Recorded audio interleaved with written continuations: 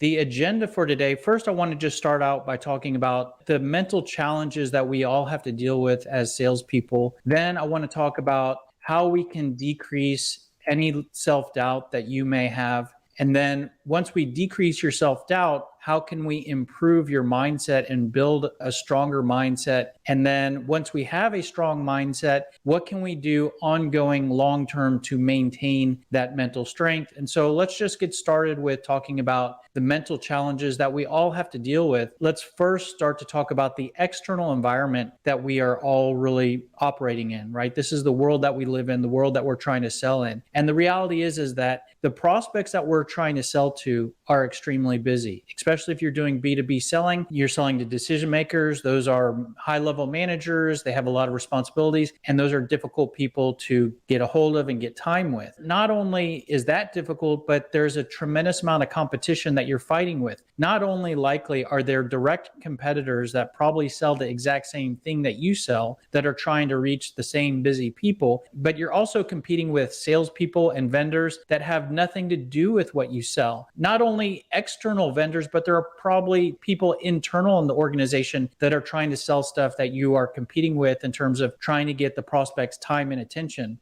Because of all that, prospects don't answer their phone. One of the biggest challenges you'll have as a salesperson is just trying to get a prospect on the phone. And in today's day and age, it seems like it's getting worse every year. And because of all that, prospects usually put gatekeepers in between you and them so that they can screen all of the different salespeople out that are trying to get a hold of them. And once you fight through all of that, it's most likely that if you do end up in a meeting on the phone or engaged with a prospect, they most likely will not be in buying mode for what you sell. I'm not trying to say that you can't sell to them, but they're not sitting there researching what you sell in most cases. And that's just a challenge that we all have to deal with and work around. Now, the important thing about this external environment that I really want to take away from this, especially as we're trying to build mental strength, is that we all deal with the same external environment. We are all fighting with all these different challenges. So when you're struggling with one of these, don't feel like that you're being punished in some sort of way or you've been dealt a bad deck of cards. We are all dealing with this. And the other thing is that there's nothing that you can do to change any of these. There's nothing that you can do to make your prospects less busy or to decrease the level of competition that you have. So this is just the environment that we're trying to operate in. Now that's the external environment. There's also an internal environment, which is the way you feel, what you're thinking, and what's going on inside of you. And so some things that you might deal with, there could be a constant fear of rejection. With every cold call, being rejected is definitely a potential outcome. And that's maybe something that you might feel and think about. Because there is a potential for rejection, you might struggle with call reluctance, which is not feeling like making cold calls or dreading making cold calls or just not enjoy making calls, and you have a level of call reluctance. It can be difficult to know what to say. If you're a salesperson, you work for a company, you sell a product, you maybe sell multiple products, and there can be so much information in your head around the features that you sell, how it works, why a prospect should buy from you. And so it can be difficult to figure out what to say, especially when you're doing phone prospecting, where you have just a small window of time. How am I going to share all this different information with this prospect in this brief window of time or this very short email? So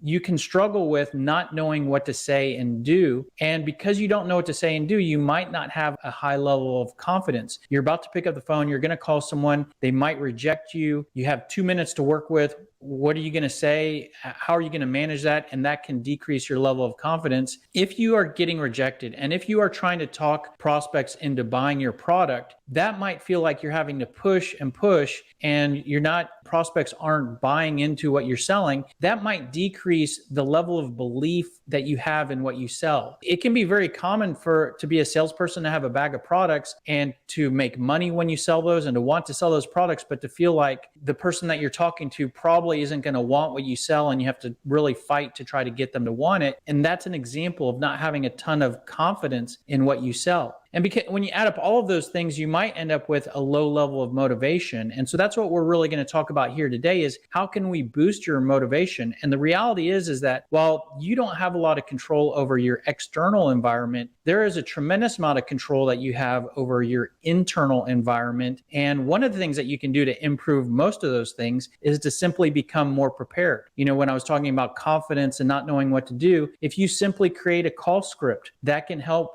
And it doesn't have to be that you create a cold call script that you read directly from and follow exactly, but at least some sort of call guide as to how you're going to organize what you're going to talk about and what key points as to what you're going to talk about. Key questions to ask. If you're going to create one prepared piece of information, creating a good list of questions to ask can take you a long way. It can help you to stay in talking with prospects when they try to get rid of you. So key questions to ask. You're going to face objections. And a lot of times when prospects reject you and try to get rid of you, they're giving you some sort of objection. So preparing some sort of response ahead of time for the objections that you can anticipate can greatly improve that internal environment. And practicing can go a long way. When you doing cold calling, you may spend an hour making calls, but you only really talk to one or two people. What that means is that you can get very rusty and forget what to say and what to do. So role playing your script, role playing your questions, role playing your objection responses with either yourself in a mirror, a manager, or a peer, using some sort of automated role play tool can greatly improve your confidence and your level of preparation and improve that internal environment. And so when you get prepared in those areas, that can decrease your fear of rejection. If you're more prepared and you know what you're going to do, you are going to get rejected less. And if you get rejected less, you're going to have less fear for rejection. And if you get rejected less, you're also going to decrease your call reluctance. If you're more prepared, you're going to have more clarity for what to do. And when you add up all of those, you're going to increase your confidence. So as I mentioned, while there's nothing you can do about the external environment, there's clearly something you can do about the internal environment. And that's simply to become more prepared. All right, let's move on to the next step here, let's try to diffuse some of that self-doubt that you can experience when you're going through some of the highs and lows of selling. I want to dismiss a few maybe common beliefs here. And the first one is that you should enjoy prospecting. It's not like people go out and tell you, oh, you should enjoy prospecting, or your manager tells you should enjoy this. But if you choose some sort of career or profession, then we've all been told that you choose a career that you enjoy. And if you choose to be a salesperson, and it can be very common to do prospecting, cold calling, and not have a lot of fun. And if you are not having fun, you may begin to doubt whether or not you have the capability to be a successful salesperson or that you've chosen the right career. And I just want to dismiss this and say that prospecting is not easy and it can be not a lot of fun for anybody. And so when you're not having fun prospecting, don't let that create doubt in your mind for, am I doing the right thing? Can I be successful? Because it's not fun for all of us. And, the thing is that what you look for is you look for other aspects of sales that are fun, like giving presentations or closing the deal, making commissions. If you enjoy those other things, then it's about, fighting through the prospecting trials and tribulations to enjoy all of the other things. Another thing I want to dismiss is that there are a lot of people out there that believe that salespeople are born and not made. And what I mean by this is that you are born, there are certain people that believe that you're born and based on your personality, you can either be a good salesperson. And if you don't have a certain personality and natural skill set and maybe even appearance, then you don't have what it takes to be a salesperson. I personally don't believe in that. I believe that sales is a skill. You do need some basic personality traits and competencies, like you need the ability to communicate in a professional manner, and you need some level of, ambition and drive. You need the ability to learn. But if you have those certain basic competencies, then I believe you can develop the skill of being a salesperson. And you don't have to be an extrovert. It doesn't matter whether you're an introvert or extrovert, because in some ways, extroverts make bad salespeople because they never stop talking. And introverts can make good salespeople because they're very inquisitive and ask good questions and listen very closely. So if you doubt whether or not you have what it takes, I think that you can put that to the side right now, because it really doesn't matter what your personality is. You don't have have to be pushy and aggressive. You don't have to be the loudest person in the room to be a good salesperson. If you enjoy selling and you are interested in the career of sales and you have the ability to learn and the drive to perform and the ability to communicate, you have what it takes to be a successful salesperson. And all you have to do is develop the skill of selling and continue to learn and continue to get better and work hard. The reason why I'm talking about that here is the main point here is that if you doubt whether or not you have what it takes, you can become better and you can be a good salesperson if you work on it and you work hard enough. All right. So the goal there was just to kind of decrease any lingering self-doubt and lack of confidence. Now let's build on that. Let's do some very specific things to improve our mindset and improve what we think when we're selling.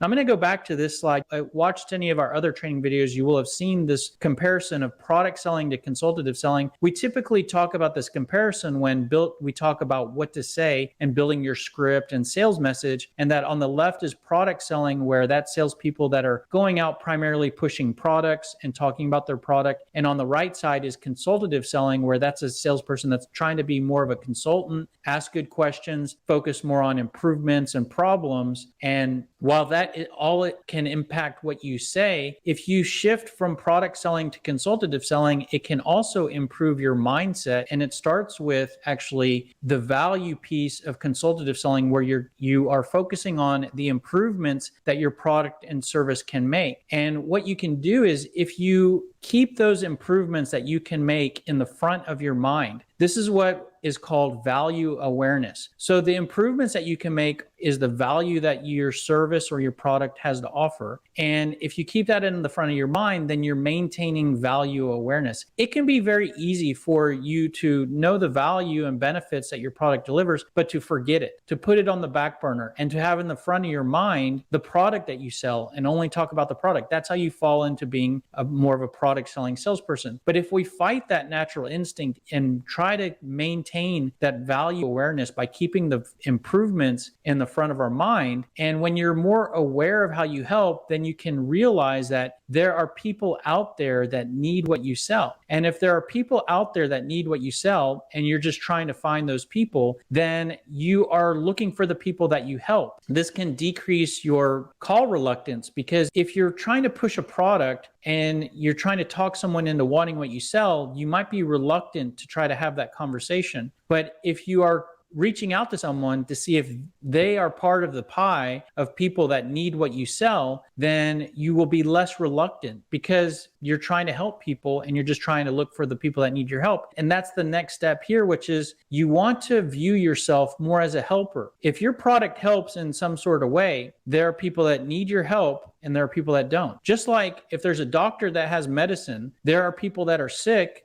that need the medicine, and there are people that are healthy and don't need the medicine. So you're just trying to find the people that need the medicine and the people that need your help. And if you cross paths with someone that doesn't need your help, you're not doing anything wrong. They're not doing anything wrong by telling you that they don't need you. You're just scratching them off the list as of the list of people that potentially need your help, and they're saving you time for that could have been wasted with them, so that you can go find the people that need your help. So you want to view yourself as a helper in the way that your product or service helps someone, and you're just looking for those people that need your help. And this is a shift in mindset from being a taker. When you're a product selling salesperson and you are trying to talk people into wanting your product, you're becoming a taker. You want to first take their time so that you can talk to them about your company and your product. Then you want to talk them into buying and close the deal, which is then you taking their money. So that's a very taking mindset.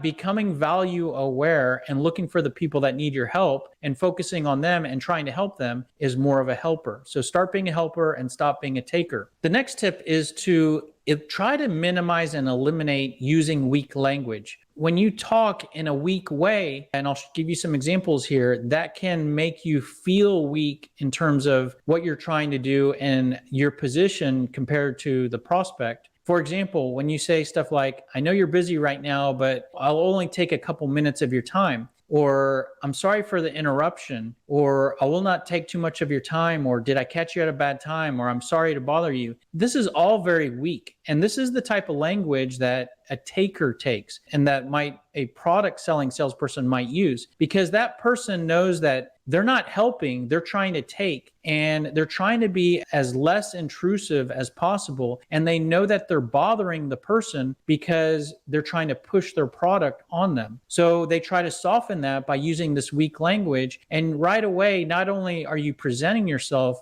in a weaker, lower value position to the prospect, but you're probably likely feeling lower value as well. So just eliminate this language. And quite honestly, if you truly become value aware, keeping your improvements at the front of your mind, and you really truly begin to see yourself as a helper instead of a taker, then you will naturally stop using weak language. But until you get there, just really realize when you're using language like this and try to eliminate it. The next tip is to use a tool called sales affirmations. You may know what affirmations are. Affirmations are basically positive statements that affirm and strengthen your mind around something that is basically a strength for you. I'm going to be very specific here and give you a tool that you can actually use. This is not fluffy. Let's look in the mirror and tell ourselves that we're smart enough, we're good enough, and we can be a good salesperson and we can go out and make a lot of money. I'm going to give you real tactical, tangible affirmations that you can use to improve your mindset. And really, it goes back to this same concept here of product selling to consultative selling. When you're product selling,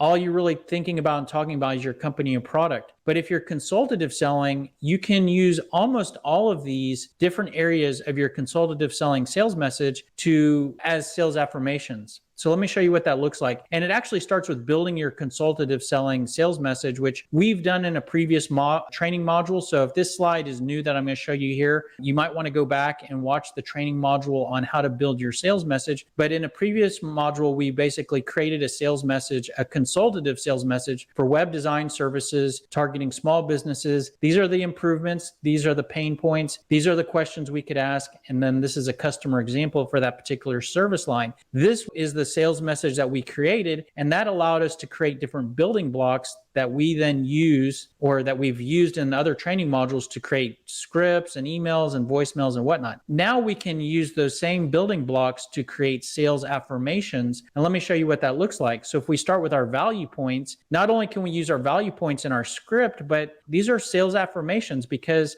if our service helps small businesses to increase revenue and improve website conversion rates and increase website traffic, those are all great things for our prospects. And there are people out there, businesses, that are interested and need those improvements. So we just need to find those people. And we can look at this and treat this as an affirmation to ourselves that, hey, I help small businesses. I help small businesses in very important ways. Now, there are businesses out there that have done a very good job in these areas, and they don't need my help. And that's just fine. I may talk to them, but hopefully I identify them really quickly so I don't waste their time and my time, because I'm trying to find the people that need this help. And I'm a helper, and this is how I'm trying to help the people that I'm about to call. So the way you could use that is you could look at that as an affirmation to remind yourself before you make a call, when you start your day, in between calls if you really have to. And you could use your pain points in the same way, because if your product solves problems, like, there are small businesses out there that aren't getting enough revenue through their website, or they're not converting website visitors, or they're not getting the website traffic they need, those are problems. And I help to solve those problems. And people need me to help them fix those problems. So I need to go out there and pick up the phone and find the people that need this help. And these are real problems too, right? If these are not real problems, not only is that not a good sales affirmation, but then that's not a good sales message, and it's not a good product that I sell if I don't fix any problems. We could use our name drop in the same way, because if we have a name drop example of someone we've helped in the past, we can start to doubt our product or service when we get rejected. Let's say you make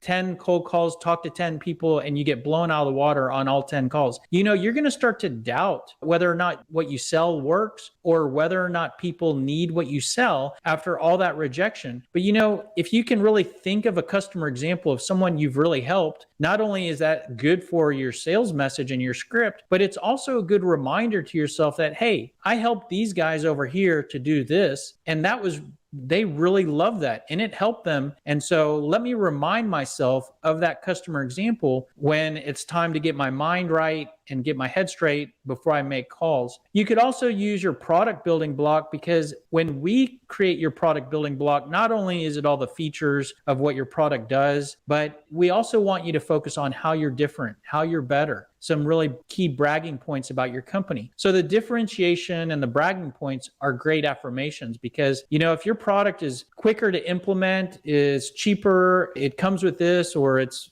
easier to use. If you're fighting day in and day out with really fierce competition, it's important to remind yourself that, hey, we're pretty good too, and we're better in a lot of ways, and this is how we're better, and remind yourself of that when you're about to go sell. Now, the last thing on the affirmations is that the great thing about that is what we just did there was we used our sales message as sales affirmations to improve our mental strength and to improve our confidence. Now, the great thing about that is that the sales message is also what we need to use when we actually get on the phone with prospects. So if you're using your sales message as affirmations before you make calls, you're reminding yourself of what you need to be talking about when someone actually answers the call. So it's a really good, not only mental tool to use, but also it will help you in sales execution as well. And so the way to implement that is you could put these down on a piece of paper and put them on a wall, have them on your desk, and look at them when you start your day or in between calls. All right.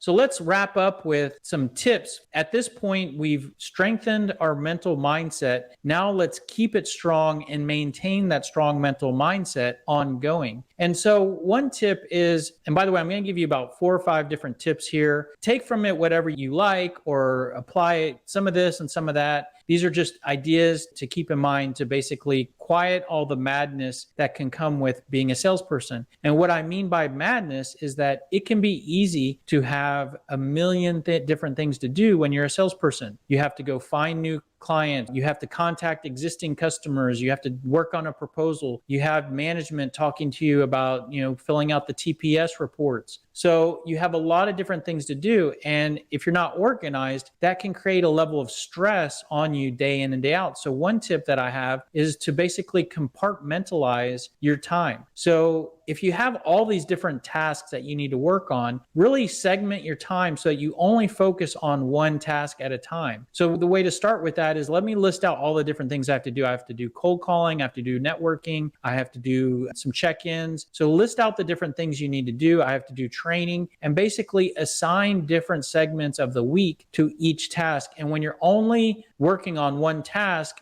quiet the noise from the other stuff. Don't worry about the other stuff and only focus on that one task. A good analogy of this is working out. If you're trying to get healthier and you're trying to work on making your body stronger, there are lots of different muscle groups. And you don't just go to the gym and work on everything, because you only work on everything a little bit and you won't get any progress in any particular area. And you'll be maybe overwhelmed that, there's so many different things I have to work on. Well, if you break your body down in terms of different muscle groups, then you go to the gym one day and only work on one muscle group. Don't even think about the other stuff that you have to work on. You're only working on one thing. And then when you finish that, the next day you move on to the next thing, and you don't look back. Don't look back at what you worked on yesterday. Don't think about what you're working on tomorrow. Only focus on that one group. And so to apply that to selling, an example of that, it might be like cold calling. When it's time to cold call, turn off your phone, close your social media, close your email, don't do any multitasking, and only focus on phone prospecting for 1 to 2 hours. And that will allow you to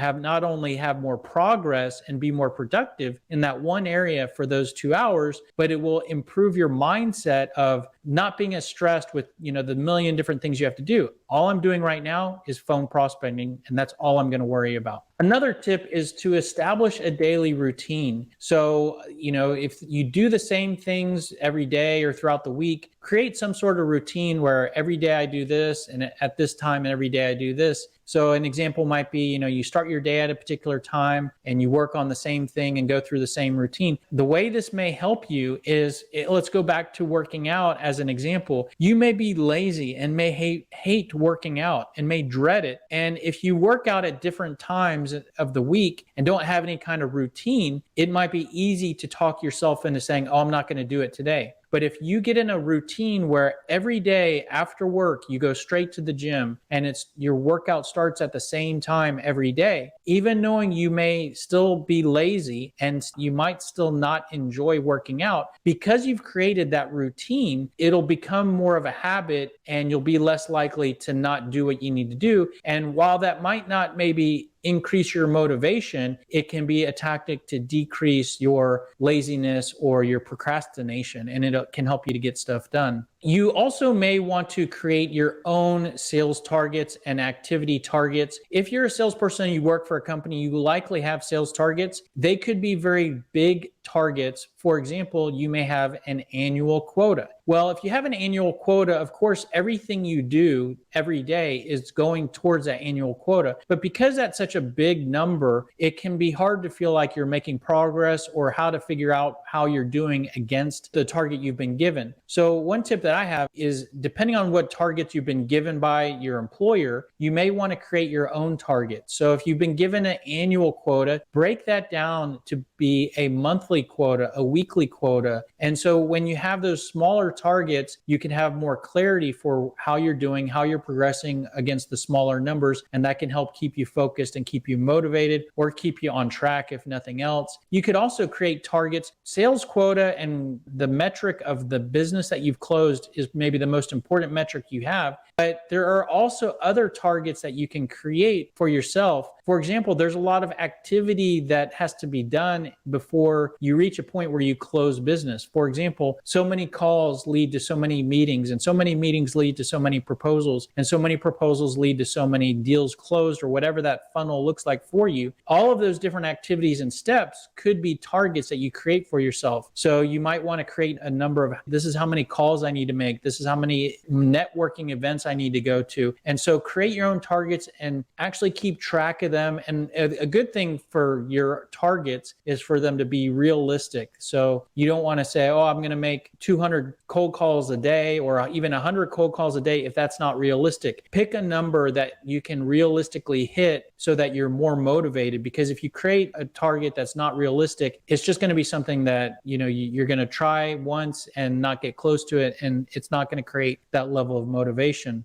Building off of the creating targets for yourself, you could also create tools that help you to track your progress against any targets. So a good example of this might be, if you're doing phone prospecting, tracking the number of calls that you make. And how you do this, I mean, you could create an Excel spreadsheet with, you know, put like a check mark or one for each call you make, or you could use some sort of elaborate software tools for tracking. But the concept here is, as you're completing activity, an activity that's making progress towards your ultimate goals, track the activity that you're completing. Not only will this give you visibility in terms of where you're at, if you need to increase your activity or decrease your activity, but by actually seeing the activity that you're completing can help with your mindset. It can help give you a feeling of accomplishment and that, you know, you're getting something done, you're making progress, and that can feel good. It's sort of like, if you're going back to the working out, it's sort of like stepping on the scale and seeing that you've lost weight. That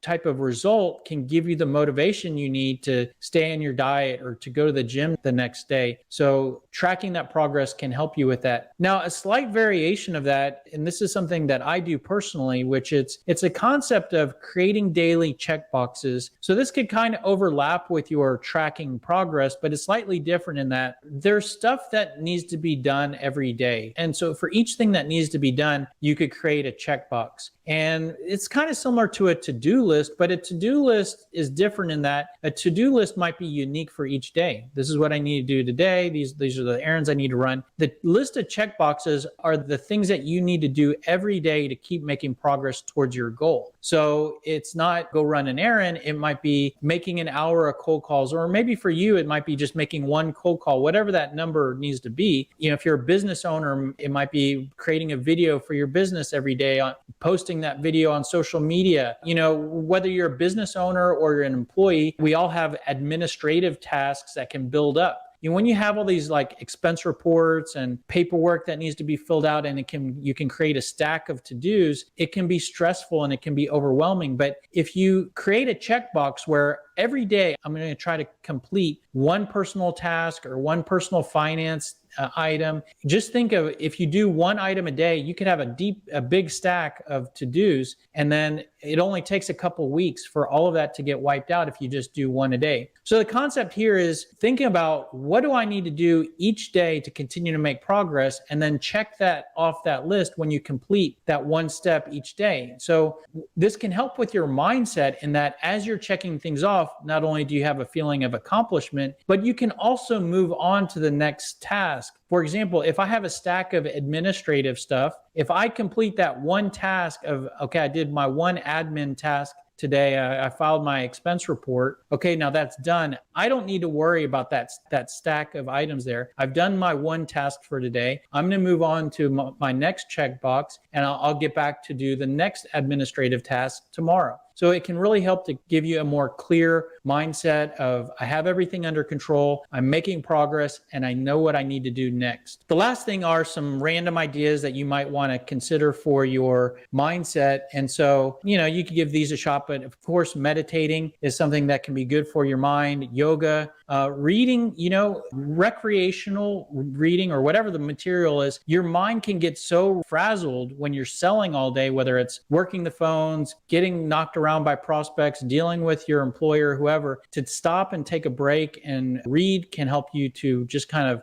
reset and kind of shift the gear that your mind is in, and that can help with your mental mindset. The other thing is, if you're reading something that is helping you to be a better salesperson, such as personal or professional development, that's a double whammy. Not only are you improving your mindset, but you're being productive at the same time. I'm a firm believer in taking naps, in the same way that sometimes you need to reboot your computer and it performs better after you reboot. I'm a firm believer in a 10 to 20 minute nap to reboot your mind, and that you can perform better like the second half of the day after a nap, but requires some execution there. If you nap beyond 20 minutes, then it can be counterproductive. Exercising, big way to relieve stress. You can incorporate exercise into the middle of your day or at the end of your day. That's a great way to release stress, get blood flow to your brain, making your brain stronger, and that can only be good things for your mental mindset, for your clarity, for your brain power. Taking walks in the morning or during the day is a great way to clear your mind. Whether or not you kind of ponder your sales activities and opportunities when you're walking, or try to decompress and think about something completely different, is up to you. But walking is a great thing for your mental mindset. Anyways, that's it. So like I said, maybe nothing too revolutionary there, but hopefully you can agree with, those are all tangible things. If there's any of those that you like, you can incorporate those. It's not just fluffy, you're good enough, you're smart enough, now go do it. Those are things that you can implement. And so a few takeaways. One is, if you have doubt on whether or not you can be successful, I believe, like I said, if you can communicate, if you can work hard and you can learn, you have what it takes to be a successful salesperson. You just have to invest energy, effort in performing and learning and developing your sales skill. When you're struggling out there, you're getting knocked around, just keep in mind, we're all dealing with the same stuff. When prospects aren't answering your cold calls, keep in mind, they're not answering your competitors' cold calls either. So we're all dealing with the same challenges, if that